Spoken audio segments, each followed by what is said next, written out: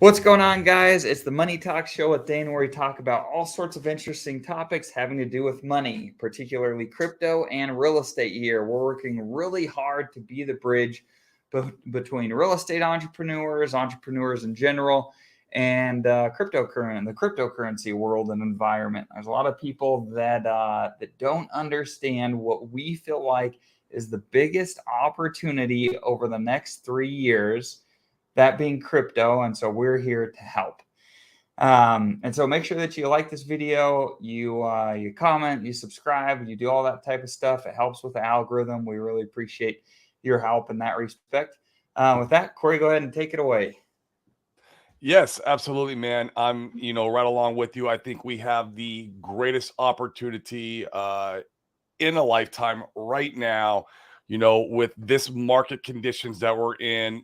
Everybody knows that we're in this middle of a bloody bear market, and we have basically the presidential elections next year. You got Bitcoin halving next year. You have probably a Fed pivot at some point in time. The Fed's not going to raise interest rates forever. It could be this year, it could be next year, but still everything lines up to next year. Even I looked at it, there's a chart that I have, and I'll show it some other show, but the average length of bear markets for the S&P 500 range from 15 to like 36 months.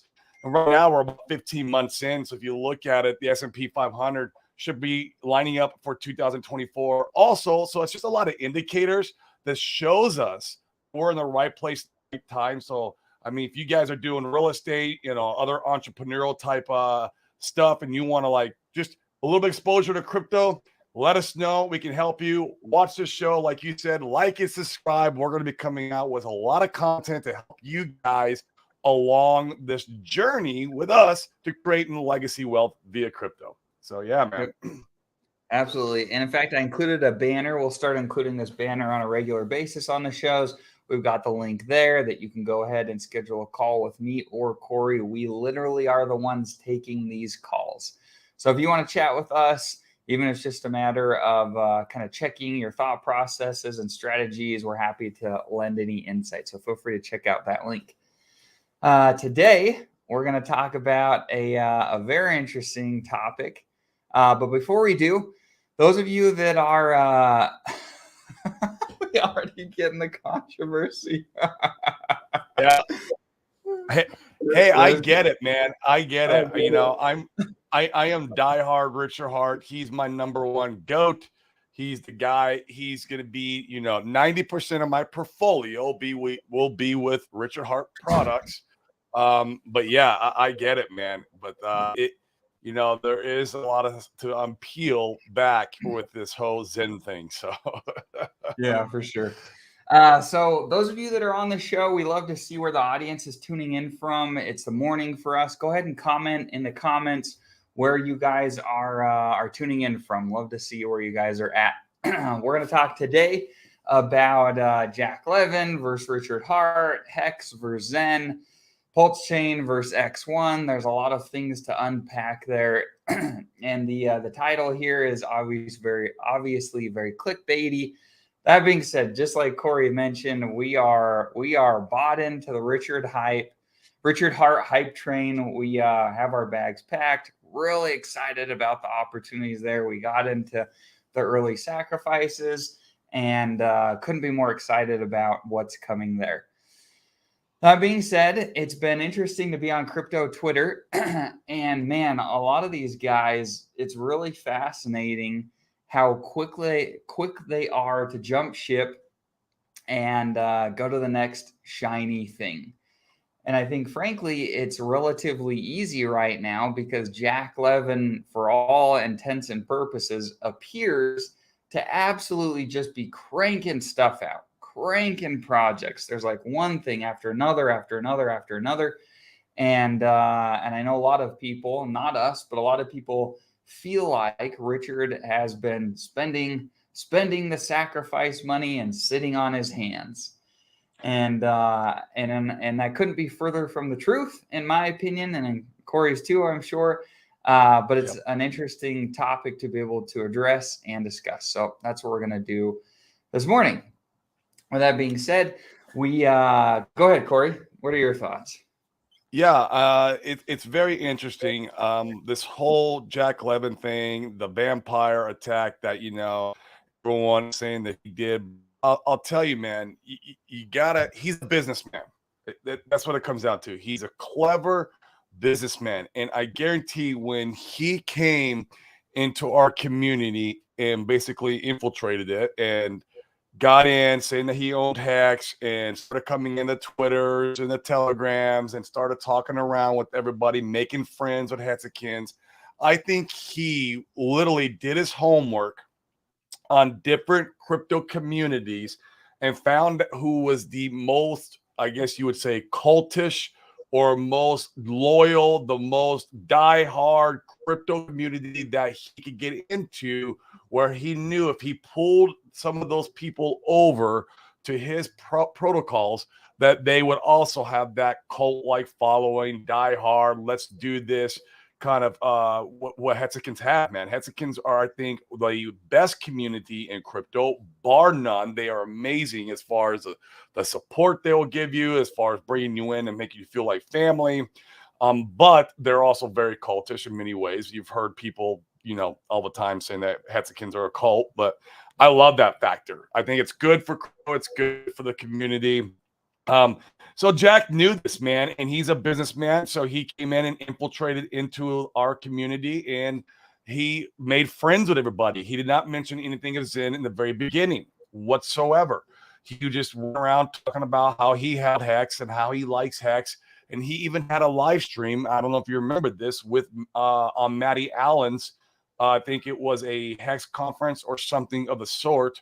He had a live stream with Richard Hart on there. So, I mean, obviously, Matty does get a lot of views. He gets majority of the Hexicans watching that show. So the fact that he was able to basically infiltrate that show and get on with Matty and talk with Richard gave him so much effing clout, it's not even funny. So then all the other Hexicans started inviting him on their shows and started giving him this, reputation and started friending him, I guess you would, if you will. And then obviously, as he's building up this reputation in our community, and everyone knows that he's Google employee number 21, and then supposedly he's a billionaire. Also, he starts coming out talking about, I may create a coin. Well, I know for a fact when he came into the community, he already knew he was going to create a coin. He's just the way he was maneuvering. He was being very careful. He's very strategic. He's a businessman. And he came out to your with point, he got on stream with Richard Hart. Like that's a pretty big deal. He was able to pull that off. Yeah. Right. He was able to pull that off. And so kudos to him for that. I applaud any entrepreneur. I applaud anybody who is out there creating massive value to the world and making money. Like that's like, you were about that. Like we were born into entrepreneurship via real estate. So we understand that part of the world, right? We understand, creating value out there to make money. And that's what he is trying to do. And he knew our community, man, was the community to do it through. He didn't hit the Shiba Inu community. He didn't hit the Doge community. He came into the Hexican community because that guy knew, man. He did his homework. That's what it was, man. And you got to do that when you're a businessman. So my idea is, or my thinking is, he's creating Zen to bring in adoption around him, to bring in a massive community saying, hey, I'm going to give you this free crypto. All you got to do is pay gas to bring in as many people as possible to come in and mint this free crypto, which is ingenious because now he's got this massive community behind him and it's growing fast. You can see it in the Twitters. You can see it in the Telegrams. The Telegrams is over 20,000 people. I mean, if you look at the Pulse X Telegram, that's 60,000. So he's already 1/3 of what the Pulse X Telegram is. And the Pulse X Telegram was massive. And so he's growing fast, and he now can take that community that he built up and brought in or they thought was free, and he can start selling them products now. Now he can sell to them. What's going to sell them? Well, okay. One, the next token a little bit, but I think actually next token you give Zen for the next token. And then now we hear about the X1 blockchain. Now, he won't be selling the X1 directly to the community, but you do sacrifice your Zen to get the X1 token. And now he can go to VCs and, very rich individuals that he knows, because he's got a network. I guarantee you some wealthy individuals here in the US, working for Google, employee number 21. He knows people. Like, the guy knows, people with large amounts of money. And then he can go, look, I've created this massive community. I've got a cult-like following myself, and I'm building a layer 1 blockchain. Give me money. And he can do that now, or he will be able to do that. And that was his intention from the very beginning. Don't let it fool you guys. Even though I will be participating in the Zen mints and going along with this ride with a very small portion of my portfolio, like I said, very small. I'm not going to get too crazy, but this intent, the tensions were there and from the very beginning on what he was doing. Don't let it fool you whatsoever. He is a businessman. He is smart, and he knows what the end goal is. The end goal is to raise massive VC money. And he's doing a lot of the same things that Richard has. Like, the way that Richard is operated continues to show that Richard is the GOAT. Make no mistake about it. Richard and team are riding the Ethereum coattails with the code base that's been created there. And that's how they're able to make Pulse Chain, which is ingenious. I think it's a great idea. You can build off of things that already exist rather than trying to recreate the wheel. And Jack is doing the same thing with Richard. And so it's pretty remarkable to see. And we're big proponents, of not being maxis. Like Corey said, Zen is a very small portion of our holdings. And, we're not bending over backwards to jump all in and ape into Zen. But there's some interesting things going on there. And I think it would be foolish to not at least pay attention. So a lot of interesting things that some more details we'll jump into that I want to discuss. But before we do, we've got a few of our guys on the stream. Appreciate you jumping in. Alon, if I'm pronouncing Alon, tell us how we pronounce that. Hello from Sweden. Alon. I'm 100% degen on RH and his projects. Amen. We're with you there. Jack is doing his thing. RH will do his. Absolutely. Yep. Absolutely. Red Squirrel jumping in. Appreciate you jumping in, Red Squirrel. We've got Harmonic Hexkin. Any of you guys that are watching the show that haven't commented, tell us where you're from. We love to see where people are tuning in, or give a quick hello. All that stuff helps the algorithm. We'd love your guys' insights also. Feel free to comment below what you think about Zen and their ecosystem. Yep. Let us know if you hate them. Let us know if you love them. Yeah, we want to know all that. In fact, if you missed it, here's we got one that hates them. That's good. That's cool. Yeah, and that's fair. Yeah, that's fine. You like what you like. So this will be good. I want to share a couple of tweets that I found yesterday that were interesting. Let's go ahead. Now, while you're doing that, I want to give a full disclosure here, guys. It's almost financial advice. Obviously, it's not financial advice. Don't buy Zen. Never buy it. Even though we're talking about it on this show and we're talking about minting it, never buy the damn thing. You'll just get wrecked. If you participate in the minting when the GUI, in my opinion, is 15 or below. And there's ways you set your GUI to a max GUI. So like what I'll do is I'll set my max GUI to 13, and then I'll let it sit over the weekend until that, basically to that limit order, kind of, if you will, gets filled. So just be careful with it, guys. Yeah, that's a great point. So Trayvon James is a very polarizing character. He was big on Hex. Haven't heard a peep from him about Hex for quite a long while now, and he's gone full-blown Zen. Yeah, a lot of FUD. He's a lot of FUD around Zen, and he's been just clamoring for another stream between Richard Hart and Jack Levin. And so I wanted to get your insights on this, Corey, and you guys too. Comment below. I'll give mine really quick. So I've seen a number of tweets where people are like, "Oh, Richard and Jack need to get back on a stream and battle it out." Look, like, what does Richard Hart have to gain from streaming with Jack? Like, Jack already vampire attacked the Hex community.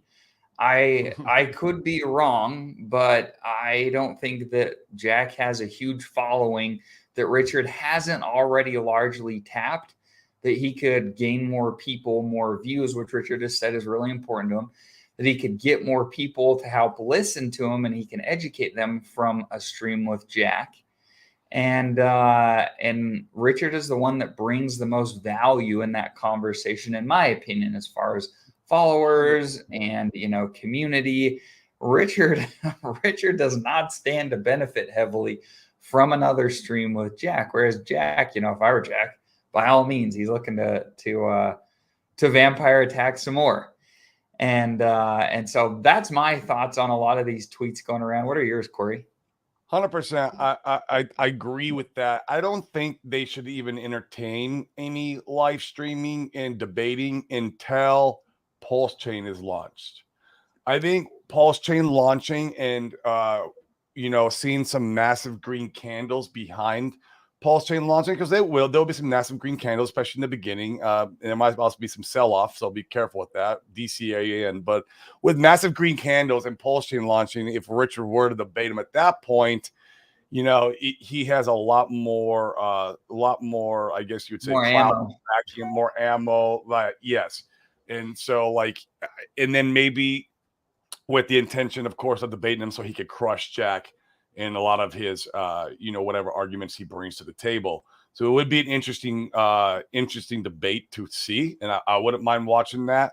But I would want it to happen after Pulse Chain launches, and let the guys work. I mean, let Jack wants to be out building his X1, let him do it, and then let Richard do his thing. Richard's been kind of quiet lately, which has been nice. I like that because this kind of shows me, I think, that he is working in the background, meeting with the team, making sure that everything is running up and going. So let Richard do his thing. I don't think he needs to be sidetracked right now with debating Jack Levin. Like, let's get Pulse Chain out.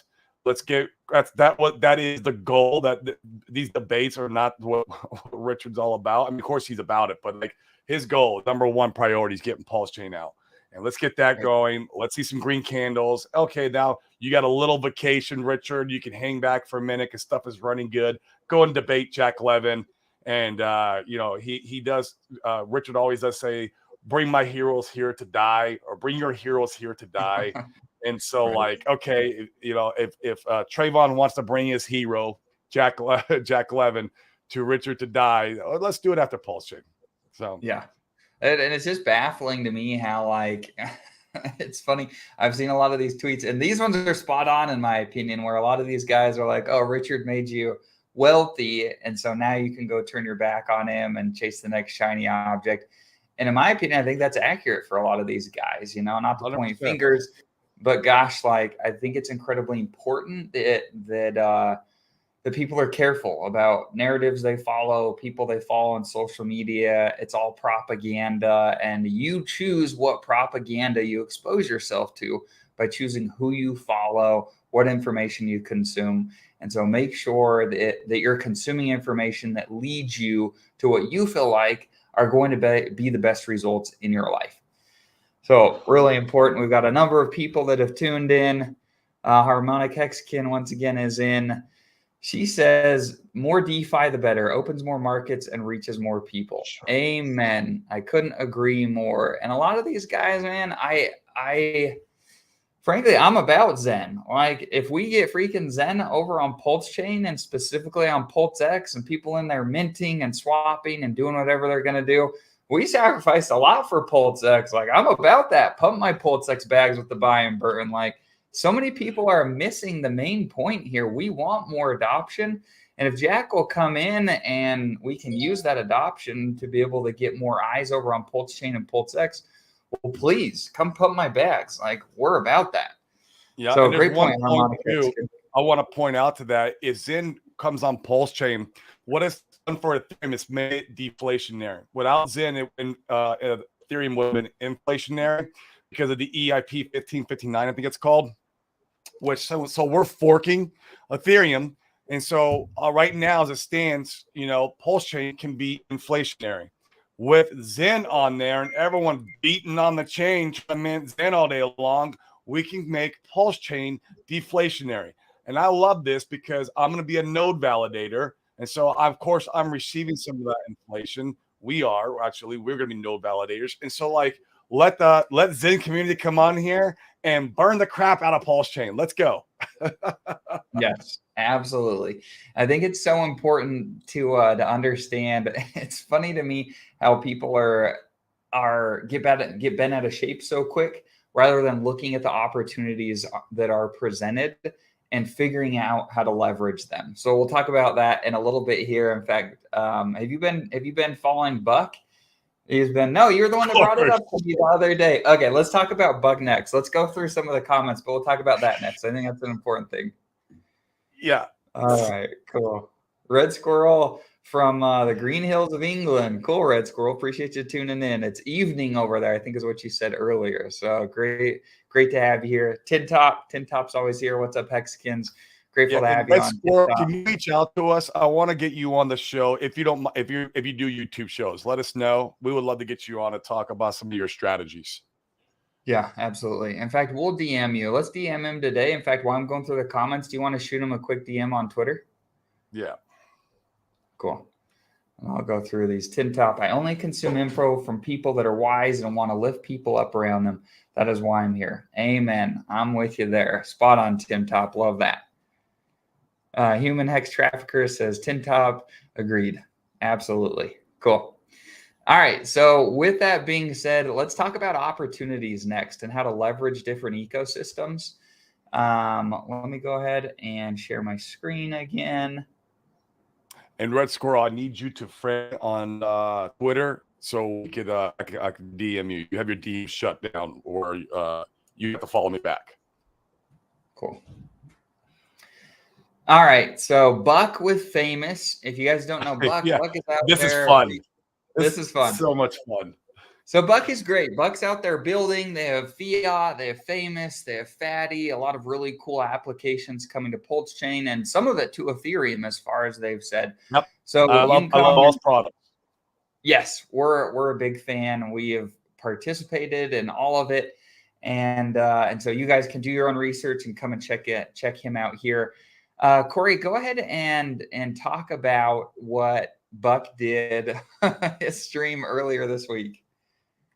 So yeah, he did a stream with GRC earlier this week, talking about how he is going to vampire attack the vampire. It's going to be quite interesting. So his goal is, and he's not going to mention who he's bringing on for the ride, is get a handful of builders in the Pulse Chain community to go over and build, and maybe even VC in the X1 community, and then vampire the economic energy and bridge it back over to Pulse Chain. So that's what he would like to do. He's on a mission to do it. He's determined, man. If you really want to hear him dive deep on how his plan is to do that, you can watch the GC stream this week that he dived into it. And I've been in the Telegram chats. It's funny, man. I hang out in all the Telegram chats, man. I'm always just a fly in the wall, listening in, because you get a lot of good information, man. There's a lot of good stuff and all these different projects. When the chats are hopping and vibing, and I see them coming in to the X1 Telegram chat, and he's also just listening in. And so he is strategically planning, how he's going to vampire the vampire. And so it's going to be fun to see all this play out. So yeah. I love it, man. And it's just more adoption. Like we talked about earlier, Pulse Chain and PulseX, we could heavily leverage X1 and Jack. He's going to be building a separate community to come and pump all of our bags. And that being said, I think it's important that, a lot of people, and me included, it's easy to get stuck in this silo where all you do is follow Richard Hart people and people building on Pulse Chain. But those aren't the guys that need to hear the Richard Hart message, right? It's the guys that aren't aware of what's being built over here and what we have going on. And we need to be spreading the word. And that's one of the reasons we do this show and we have our private group. But man, if you have the opportunity to be able to share the good word of Richard Hart and Pulse Chain and Pulse X and Hex, then you should. Like, there's a very unique opportunity. And in fact, I helped one of my friends and we helped onboard a few people into crypto, into Hex near the top. Well, those people don't want to have anything to do with it at this point. Like, they're burnt, like it hurts to have an asset that you bought go down 95% in value. And the opportunity to be able to onboard people now when we're very near, maybe we've already seen the bottom, I don't know. But gosh, the downside is very limited right now with the upside being massively high. And so now is the time to be talking about people, in my opinion, to be able to help them understand what's going on with Richard Hart and Pulse Chain and Pulse X and Hex. And if you like Zen, you can talk to them about that, but it's an opportunity. And so if you're part of other communities, talk to them about it. I think it's a pretty freaking exciting time. Yep. Amen to that. And yeah, Buck went on to talk about how, most of the Zen community, since it was vampire attacks from Jack, are Hatzikin. And so a lot of these guys, and he famous, or Buck talked about when people follow green candles. And so when Pulse Chain is pumping and it's just getting all the buzz, and it's like everyone's got all these projects that came out and all of that pumping the chain, and it's just, man, it's gonna be fireworks when it launches. I really believe that a lot of these people over here on the X1, or minting Zen or playing with Nex, whatever it is they're doing in that little ecosystem, that a lot of that economic energy will naturally come back to the Pulse Chain side of things, because people follow green candles.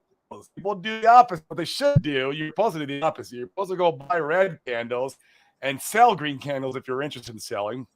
But you should be buying red candles, not buying green. But everyone else does it backwards. So we'll see the majority of the crowd, kind of flip flop. And we might see even a reverse action if X1 starts pumping and Pulse Chain's on just on a correction. You can see some people going back the other way, and it's going to be interesting to see the people, going one way or the other, converting. I mean, it's I don't even know how it's going to play out, but it's going to be interesting. Absolutely, it'll be cool. Yeah. So once again, we've minted a bunch of Zen. There's some cool things going on over there. We're gonna, I'm sure, get some X1 and some I don't ever really think Zen could have any value, at least not in the short term. Like, obviously it has this 8-year cycle that it's going to play out. So like, I don't think there's any value, I think, directly on Zen in the short term, other than giving it away for the X1 chain. Is my opinion, and that's what I'm minting mainly for, is for the X1. Before, I was minting in the idea of like, okay, this could be a 2-cycle coin, where this cycle it's not going to be worth hardly anything, because this cycle's coming up pretty quick. We're probably 2025 will be here quick, right? So there'll be a lot of minting, and obviously gas fees. There's one factor to consider. Gas fees could go up so high during our next bull run that people stop minting, and it forces them to buy it if they want to participate in any kind of ecosystem with Jack, whether it's token or the X1. So there could be some pumpamental from that, because the gas gwei is going to jump through the roof. But in general, you can just mint it to your heart's content. And so, but what the X1 now coming out, you're able to give all that mint and get the X1 token in exchange. And the X1 won't be inflationary. I do believe it's deflationary. It's like 1 billion is ever going to only exist in existence. He's got some put aside for what's called grants for people to build on Pulse Chain. So if you're going to come and build on Pulse Chain, you get a little bit of X1 building. I think Polygon has exercised this model for get the people build on Polygon, which is kind of interesting. He has grants to build on X1 or Pulse Chain. You said Pulse Chain, but on X1. X1, right? sorry, grants for X1. That's I'm sorry I said Pulse Chain, but Jack Levin has grants for building on X1. So, and then he's going to have obviously a large portion put aside for VCs, and then he's got a portion put aside for obviously us when we basically sacrifice. He's not calling it sacrifice. To me, it's just sacrifice. You sacrifice your Zen to get X1, and that sacrifice is going to go on for about 30 months is what they're talking about. Now, this is subject to change. We're not sure yet when it's going to happen, but it's about 30 months. So I'm just minting max mint Zen day, max turn days, max VMUs on those NFTs, which are really cool because you could do them in 128 VMUs in one NFT. Throw it out there, do a set of 13 Gwei on the weekend, so that way the order gets filled for as cheap as possible, which right now it's around $500 to $550 if you hit it the 13 Gwei. And then, and then I'll just take all that when it comes out. I'll keep a little bit of for just in case there is some kind of moon bag with Zen. I doubt there could be with the gas thing, but majority of it will be given to the X1 token for me. So sure, no, I like it. Cool. Well, let's jump into Richard Hart. Richard Hart is tweeting out this morning. Did you see Richard's tweet this morning, Corey, about the blocks or the clients? I should say, for Pulse Chain. No, let's take a look at it. All right, let's do that. This is exciting, man. I'm getting my node validator ready. I think it shipped yesterday. I bought a computer specifically for a node validator on Pulse Chain. So I'm super excited. Got Gamma helping me. We had Gamma on the show the other day. If you guys haven't seen that show, it was fire. Go back and watch it. He did go deep into being a node validator. So like all this stuff that Richard's talking about right now with the different clients and all that stuff, it references to us node validators. So it's really cool. Yeah, absolutely. And really quick, Red Squirrel followed you back, so we'll be reaching out to you, Red Squirrel, to have you on. That being said, too, any of you guys that are watching the show, if you have a particular skill set or value that you bring that you'd like to talk about on stream, we're looking for more people. So feel free to send us a DM. I've got my link here. Yeah, if you got a great story too, like if you're a Hex OG and you were maybe a Bitcoin OG, whatever. If you just got a story that was you've been around a crypto for a while, we want to hear it.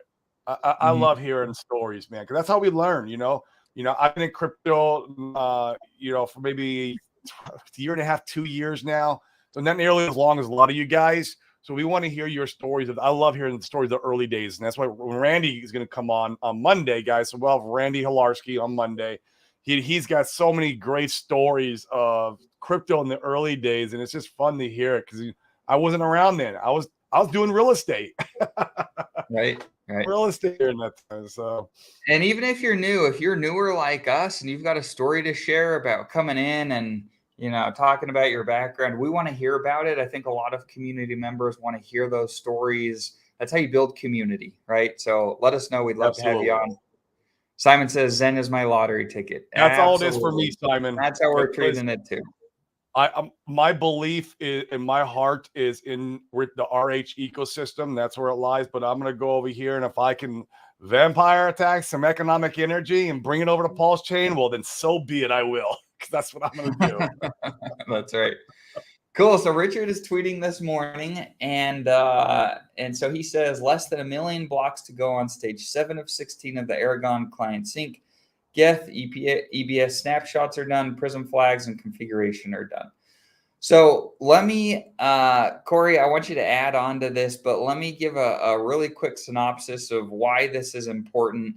And if any of you in the comments are devs and you understand this better than us, we'd love your feedback also. But my understanding with an order for the way that Ethereum is built, it has what's called clients, and there's 4 of them. And in order to go and fork Ethereum and for the chain to run the same and get all the Ethereum updates and all that type of stuff, Richard and team are copying all 4 of the clients, the back-end systems to be able to run Pulse Chain and they're, it appears like they're doing upgrades and making some changes. He's indicating that 2 of the 4 clients appear to be either done or very close to being done, and that they're currently syncing the Aragon client. Is that accurate, Corey? I know you've got a little That bit is more down the accurate. rabbit hole here. I have. So you have 4 different clients for the consensus part of the network, and then you have 4 different clients for the execution. And the reason why I want different clients is for basically diversification is the main reason, because if you have everybody running their nodes, operating their node validator off of one consensus client and one execution client, and there happens to be a bug or something goes down, then the whole network goes down. So you want diversification on different clients. So that way, if something happens, the network can still run. We can still, operate. Ideally, you want 100% uptime. Richard's king about 100% uptime. And this is the way to do it, is through diversification. Now, each client has a little bit different the way they run. They operate under different program code, like ones in, you got Geth, you got Rust, you got Go. Like there's just different. And I don't know all the intricacies of all that quite yet. I'm learning and reading about it. I'm having game. He's going to be teaching me more one-on-one with how to do, which ones are better and to use. I think he uses Prism and Geth for his 2 clients. So, but yeah, that's the main thing. You want all of them there for diversity, for just making sure the chain can stay up 100% of the time. If there was a problem in one of them, you're good to go, because you're obviously got the other ones running.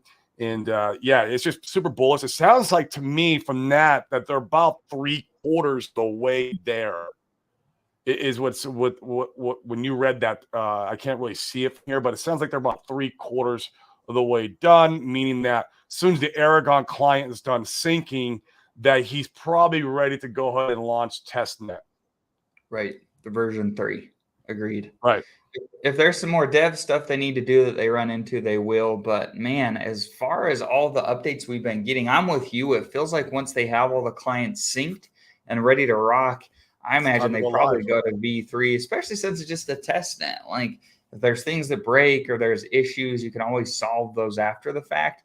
But this will give everybody the opportunity to get in and start testing. And we're going to be doing a lot of content on using V3, how to do everything. So that'll be a lot of fun too.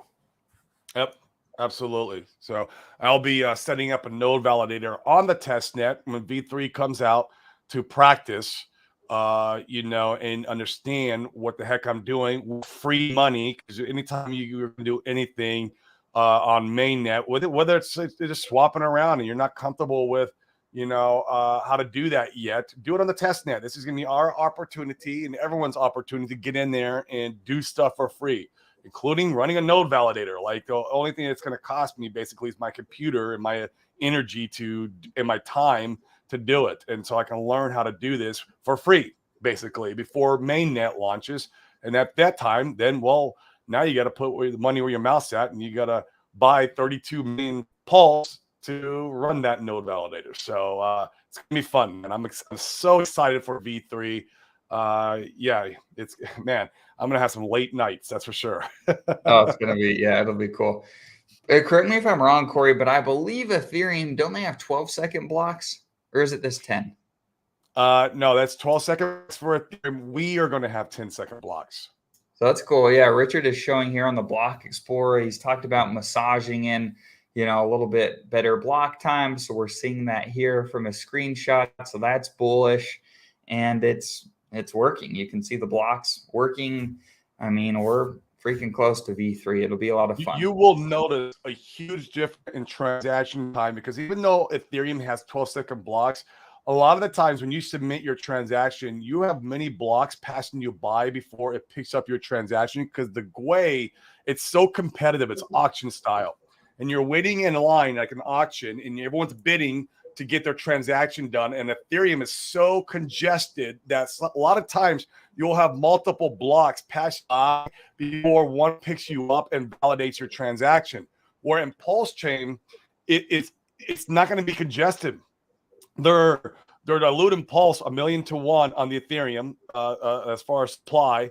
And you're going to notice a difference. Your transactions are going to be going through. They're timely. It's just going to be amazing, man. In 10 seconds, you'll notice a huge difference going to Pulse Chain from Ethereum. So it's super exciting, man. Yeah, we're freaking close. We got Doc Lover in. Appreciate you joining. Join late. Unfortunately, even though I minted some Zen, I'm not as convinced as most are on price action over the next few years to present. This is a roulette wheel. Absolutely, Doc Clover. Just give your Zen then for the X1. Just if you don't believe in it long term, you're not going to understand why. Just go ahead and give it over, sacrifice it for the X1 because that will be a deflationary token, and that is a layer 1 blockchain token. So you just go ahead and give it to that if you don't believe in it. Yeah, and in fact, if you pushed your mints out max term, you're not going to have it available for X1, at least when it launches, which probably isn't a big deal. Like Corey said earlier in the show, they're talking about a 30-month like sacrifice period. So just like Jack did with Zen, there's not a huge rush to get in. There's not a huge benefit to being like a day one Zenner. And it appears like you're doing the same thing with X1. I don't think there's, at least from what we can tell so far, there's not a huge advantage to being like a super early X1 person. Yep. Crypto Dave asked 3/4 of the way. They're starting from when? It's a great question. Do you know this answer specifically, Corey? Let me look up here on Richard's Twitter. So Richard started tweeting about the block updates we've got updates from January 5th, January 18th. I'm going to say it's probably about January 18th. And that would line up with the stream that we did yesterday where Richard did a stream. It appears like mid-January where he estimated that version 3 of testnet was potentially about 3 weeks away. And so all of this is kind of lining up with that time frame where we very well, if that time frame plays out, and Richard admittedly has said, that could be wrong. But if that time frame plays out, then 3/4 of the way from just a few weeks ago, that would put testnet sometime potentially this week, probably more next week or the following, though, as long as there's not more dev updates. So that'll be interesting to see. Great question. Yeah, and I say it because he's got most of the clients synced and he's waiting on Aragon. Yeah. Corey jumped in. What's up, Corey? It's great to have you on today. Appreciate you jumping in. I hope that over the next 6 months, I come to see what others seem to know about Zen potential. Until then, I will continue to learn about the progress of the various components of Zen. I like this comment a lot, man. So I'll give you an example. When we got into Hex, there was and this is a hill that I am willing to die on as far as what we know now. If you have a different perspective, I'd love to hear it. And I'm happy to eat a big piece of humble pie if I'm wrong. But man, I remember jumping in Twitter when I was new to Hex and guys are saying, oh, you just mint for 15, or you just stake for 15 years. You buy your Hex and you stake it for 15 years. And there are all these bragging rights for doing that. There are all these bragging rights for buying the dip. And you had all these poor suckers buying the price the whole way down over this last year to a year and a half. And I'm sitting there and I'm thinking, gosh, I don't get it. I don't understand why you would be buying the dip the whole way down when if you understood crypto market cycles, you could just wait about a year to a year and a half and then start your DCA, have an infinitely better buy-in position. And why would you not do that? And similarly with the Hex staking. Now, I'm a huge advocate of Hex. Hex is great. And Corey and I have very significant holdings in Hex, and we have a lot of it staked. However, that being said, you just if you're willing to pay attention and you have any emotional stamina in your body or you can build any. You're just going to do way better buying HEX, staking it out till near the market top in 2025. Maybe it pushes into 2026, selling HEX, taking profits, and then waiting another year to a year and a half and rinsing and repeating. There is no yield in HEX that will outpace a 90 to a 95% dip. There is none. Even with the T-share rate changing, I get all that stuff, but you will just do infinitely better from the data we have so far by doing that. Now, once again, you got to know yourself. If you're somebody and you're like, I just know that I'm weak and emotional in regards to like my investment thesis and strategy, then stake out forever by all means. If that works for you, you're not gonna hear any hate from us. That's great if that's something that you want. But to Doc Lover's point, I think it's really important that if there's a narrative that's not sticking in your head and it's not making sense, well, then like stick to your instincts, stick to your guns, figure out why that is. I think it's important to try to put some math behind those instincts to be able to verify whether or not they're accurate. Because in the end of the day, we're all here to make money. Make no mistake about it. And ego keeps a lot of freaking people from making money. We've seen it a ton of times in real estate. People's ego gets in the way. We see it a lot in crypto. And so it's really important that you follow your instincts. My instincts are almost always right. And I imagine that you guys watching, you probably had a lot of those similar experiences. 100%, man. I agree with that, totally wholeheartedly. You have instincts and you're going against it because just you're following the narrative. Well, then that's how you end up losing money. It's there's a reason why you're having that instinct. And so, yeah, come up with your own, thesis or your own version of the story, and yeah, you got to come to your own conclusions and don't listen to everybody else. Yep, absolutely. My mint are a year out, so we'll just wait and see what happens. I like that. I think that's a fine play. It didn't cost a fortune to get in, nor a lot of time. Like it's a small bet with a lottery ticket. Yeah, I like it. Crypto Dave, thanks. Good to hear progress is being made. Amen. That's one thing that I wish we saw more from Richard Hart. Now, Richard's working, like Corey said, let the guy work, but love more freaking updates. Love more information for the community. This is something to talk about real quick that we missed with this whole Jack Levin, Richard Hart thing. We started noticing Richard Hart putting out all these updates and all this progress going on when Jack Levin started talking about the X1 chain. Now, it could be completely a coincidence. Could be. I don't know. Probably not. I'm sure RH he's been working, but then like he saw Jack doing this and putting the X1, and then he's like, RH has got ego too, man. He wants to win. This guy is all about winning, and he will not let someone else beat him. And I love that about him.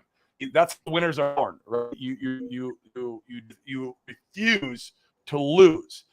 And so like that's why I think some of these updates are coming out is because the show rub it in Jack Levin's face like, hey man, it's coming. Because there was a Twitter space where Jack Levin and he went after Richard. He said that Richard was not launching Pulse Chain, that he stole the sacrifice money and it was not coming out. And immediately that night is one of the first updates we got. And so, yeah. Yeah. We're forever grateful to you, Jack, if that was indeed the reason we got updates out of Richard. And thank you, Richard.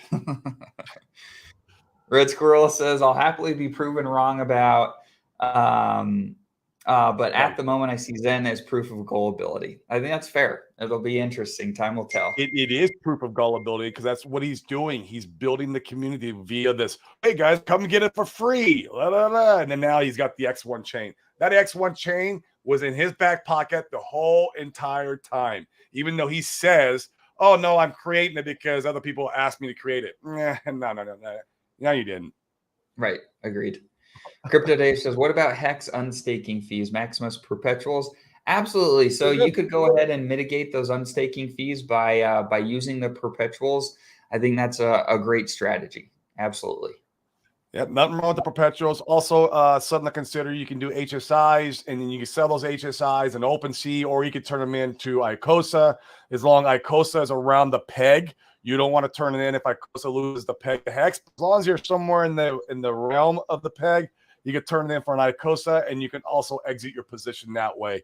So there's a couple of different options for you with the whole gas fee stuff that, on the Ethereum. And plus, you got Pulse Chain. You got your copies coming. We know that. It's part of the narrative, but we got Pulse Chain, and we're not going to have to worry about any unstaking fees, especially anywhere near the near future. Maybe 10 years out, who knows by then. But, yeah, anywhere in the near future, we're going to be good. So, yeah. And one big factor to keep in mind with ICOSA, if you're going to consider selling an HSI stake and getting ICOSA with the intention of taking profits, one thing you need to factor into that equation is the liquidity. The liquidity in ICOSA right now is very thin. And so there's not an opportunity there to take large profits unless you do something that's a little bit more sophisticated with liquidity providing and some of those things. We're not going to go down the rabbit hole there, but keep that in mind as part of your strategy in what you're doing and how you're building your portfolio. That's a great strategy. Big fan of ICOSA and Hedron, though. Really like ICOSA. Big fans. And that's a great strategy. And I think the liquidity pool will get built up over time, especially as more and more of these stakes come out. But, man, what a great way to exit your position, to sell your HSI stake like ICOSA. It's pegged to hex. And then you go open up a one-sided liquidity position to exit out. I mean, that's like you can exit out a pretty large position doing that if you don't mind waiting a little bit. Right. As long as you're earlier to the selling, you're not selling as the market's falling. You gotta, if you're doing a single-sided position to sell on Uniswap, for instance, you need to front run the selling so that people can sell through your position to take profits. Right. Jason, appreciate you tuning in. Jason, great conversation on crypto market cycles. I completely agree. Got to take profits. Absolutely. That's what we're here for. That's why we came in.